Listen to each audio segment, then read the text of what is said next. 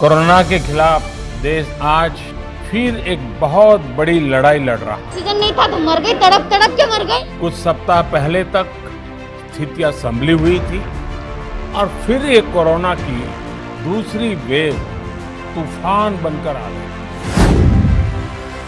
नमस्कार, आप देख रहे हैं कशिश न्यूज। मैं हूं आपके साथ दीक्षा और हम आपके लिए ले आए हैं हमारा खास बुलेटिन सुपरफास्ट यूपी यूके, जिसमें हम आपको दिखाएंगे उत्तर प्रदेश और उत्तराखंड की बड़ी खबरें, लेकिन फटाफट अंदाज में।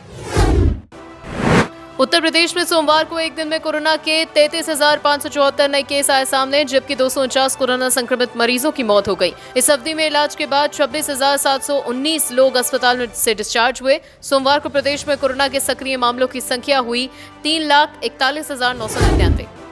समाजवादी पार्टी प्रमुख अखिलेश यादव ने मंगलवार को ट्वीट किया कि जिस तरह उत्तर प्रदेश के लोग ऑक्सीजन के लिए दर दर भटक रहे हैं, वो बेहद दुख की बात है। और उससे भी ज्यादा दुखद बात यह है कि भाजपा नेतृत्व वाली सरकार सरेआम झूठ बोल रही है कि कहीं कोई भी कमी नहीं है। कोरोना की दूसरी लहर में कोरोना ने पुरुषों से अधिक महिलाओं को बनाया है अपना शिकार। बीते 6 दिनों के अंदर कोरोना से सर्वाधिक 27 महिलाओं को मौत की नींद सुला चुका है कोरोना, जबकि 15 पुरुषों ने अपना दम तोड़ा है। डॉक्टरों का कहना है कि महिलाओं की प्रतिरोधक क्षमता कोरोना वायरस से नहीं लड़ पा रही है। यही कारण है कि कोरोना महिलाओं पर ज्यादा अटैक कर रहा है।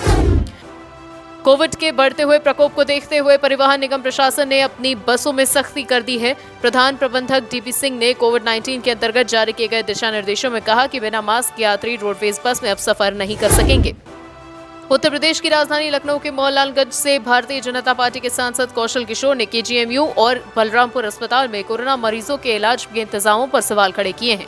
अव्यवस्थाओं को लेकर के मुख्यमंत्री योगी आदित्यनाथ को उन्होंने पत्र भी लिखा है। पत्र में सांसद ने खुलासा किया है कि दोनों ही अस्पतालों में बेड खाली हैं, ऑक्सीजन की पूरी व्यवस्था है। इसके बावजूद मरीजों की भर्ती में आनाकानी की जा रही है। इसका खामियाजा बेकसूर मरीजों को भुगतना पड़ रहा है। अब जिला प्रशासन बेहद गंभीर हो गया है। कानपुर में ऐसे ही एक मामले में जिलाधिकारी ने कोविड रैपिड रिस्पांस टीम के इंचार्ज पर उचित जवाब न देने पर कड़ी कार्रवाई की। कानपुर के जिलाधिकारी आलोक तिवारी के निर्देश पर पतारा सीएचसी के इंचार्ज नीरज सचान के खिलाफ महामारी एक्ट में केस दर्ज कर रात को उनको स्वरूप नगर कोतवाली के लॉकअप में रखा गया। इसके बाद बड़ी संख्या में डॉक्टर्स के लामबंद होने पर उनको छोड़ भी दिया गया। उत्तर प्रदेश के मेरठ जनपद में ऑक्सीजन संकट का बढ़ता ही चला जा रहा है। वहीं ऑक्सीजन की कमी से जूझ रहे केएमसी अस्पताल में पिछले 24 घंटों में 9 लोगों की मौत हो चुकी है।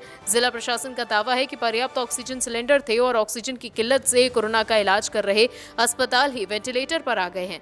अस्पतालों में लगातार ऑक्सीजन खत्म हो रही है। अलग अलग अस्पतालों में पिछले 24 घंटों में 30 लोगों की मौत हुई है। इनमें 22 मौत कोरोना से हुई है, जबकि 8 मौतें कोरोना संदिग्धों की हैं। ऑक्सीजन के संकट से जूझ रहे केएमसी अस्पताल में पिछले 24 घंटों में 9 लोगों की मौत हुई है। उत्तर प्रदेश के सोनभद्र में जिलाधिकारी अभिषेक सिंह समेत 490 लोग कोरोना पॉजिटिव पाए गए। स्वास्थ्य विभाग के अनुसार मंगलवार को प्राप्त कोरोना जांच रिपोर्ट के अनुसार जिलाधिकारी अभिषेक सिंह समेत 490 लोग कोरोना पॉजिटिव पाए गए। जिलाधिकारी को होम आइसोलेशन में रखा गया है। स्वस्थ होने तक वो किसी बैठक में शामिल नहीं हो सकेंगे। साथ ही स्वास्थ्य विभाग उनसे संपर्क में आए लोगों की जाँच करवाएगा। जिला कारागार में कुल 20 लोग पॉजिटिव पाए गए हैं। और साथ ही आपको बता दें कि मंगलवार को 490 नए मरीजों के मिलने के बाद कुल संक्रमितों की संख्या बढ़कर के 10,890 हो गई है। उत्तर प्रदेश के रामपुर जिला अस्पताल में एक डॉक्टर और नर्स के बीच झड़प हो गई। देखते ही देखते दोनों के बीच हाथापाई शुरू हो गई। पहले नर्स ने डॉक्टर को थप्पड़ मारा, फिर डॉक्टर ने भी नर्स पर हमला कर दिया। हाथापाई की घटना से अस्पताल में अफरा तफरी का माहौल हो गया। हालांकि बाद में मामले को शांत करा दिया गया। आपको बता दें कि घटना सोमवार रात करीब 9:30 बजे जिला अस्पताल की इमरजेंसी की बताई जा रही है। ऐसा बताया जा रहा है कि अस्पताल में भर्ती किसी मरीज ने इलाज के दौरान दम तोड़ दिया और मरीज के परिवारजनों ने डॉक्टर से मृत्यु प्रमाण पत्र मांगा। आरोप है कि डॉक्टर ने वार्ड में तैनात नर्स से पहले लिखवा कर लाने के लिए कहा। इस पर परिवारजन नर्स के पास पहुंच गए और इस पर नर्स भड़क गई।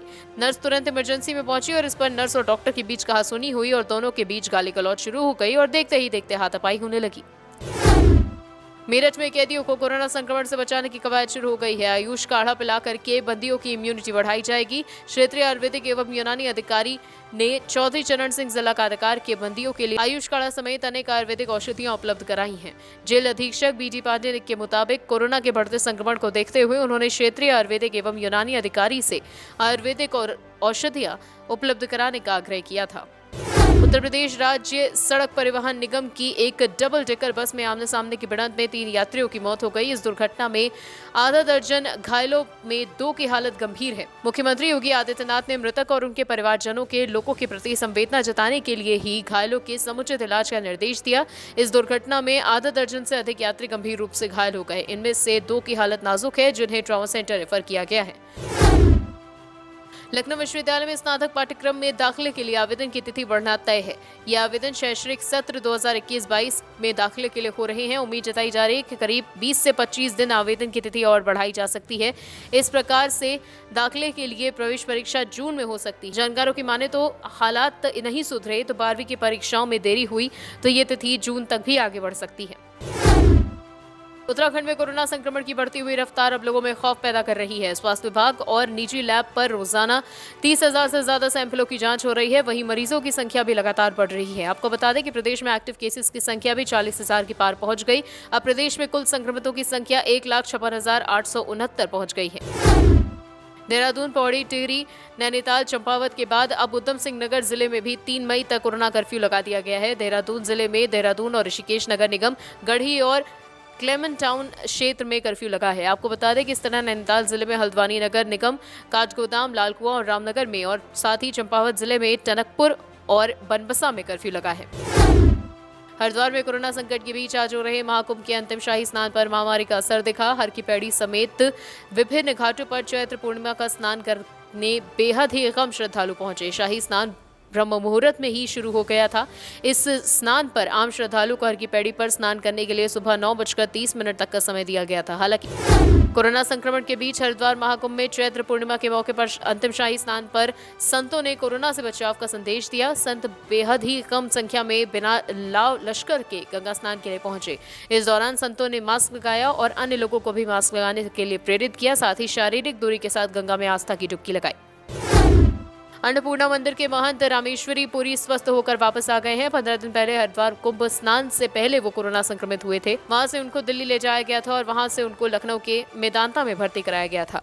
वहां शुरू का 1 हफ्ता काफी मुश्किल भरा रहा। डॉक्टरों की टीम लगातार महंत जी को देख रही थी। आईजीएल से 10 टन ऑक्सीजन के कैप्सूल की आपूर्ति इस सप्ताह से शुरू होने की संभावना है।